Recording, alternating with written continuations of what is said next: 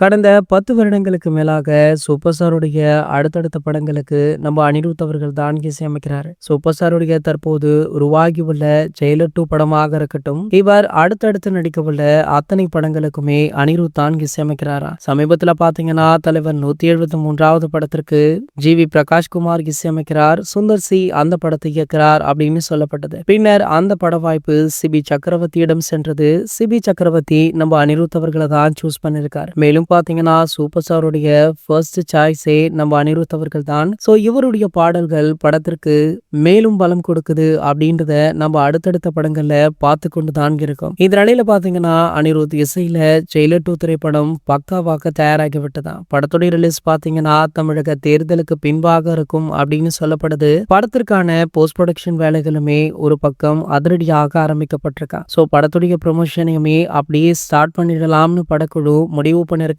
So அதன்படி பாத்தீங்கன்னா இந்த திரைப்படத்துடைய முதல் முக்கிய அப்டேட்டாக படத்துடைய ஃபர்ஸ்ட் சிங்கிள் ட்ராக் ரிலீஸ் ஆக போகுது. இந்த சிங்கிள் ட்ராக்குக்கான அறிவிப்பு அடுத்த வாரம் வெளியாக உள்ளதாகவும் இந்த பாடல் அதுக்கு அடுத்த வாரம் ரிலீஸ் ஆக இருக்கா. முதல் பாடல் ஒரு குத்து பாடல் அப்படின்னும் வழக்கம் போல சூப்பர் ஸ்டாருடைய ஃபர்ஸ்ட் சிங்கிள் ட்ராக் பாடலை நம்ம அனிருத் அவர்கள் தான் பாடியிருக்காரா. சோ இதற்கு முன்னாடி கூழு திரைப்படத்துல சிக்கு டு வைப் அப்படின்ற பாடல்ல செம்ம வைப் பண்ணிருப்பாரு தலைவர் அவர்கள். அதே போல இந்த படத்திலுமே ஒரு வைப் பாடலாகத்தான் ஃபர்ஸ்ட் சிங்கிள் ட்ராக் இருக்குமா. இதிலுமே சூப்பர் ஸ்டாருடைய நடனத்தை எதிர்பார்க்கலாம் அப்படின்னு சொல்லப்படுது. ஆகையால ரஜினி சாருடைய டான்ஸை எதிர்நோக்கி ரசிகர்களுமே ஆவலுடன் காத்துட்டு இருக்காங்க. உங்களை யாரெல்லாம் இந்த பாட்டுக்கு ஆவலுடன் காத்துட்டு இருக்கீங்க அப்படின்றத கீழே உள்ள கமெண்ட் செக்ஷன்ல கமெண்ட் பண்ணிட்டு நம்மளுடைய சேனலை மறக்காம சப்ஸ்கிரைப் பண்ணிக்கோங்க.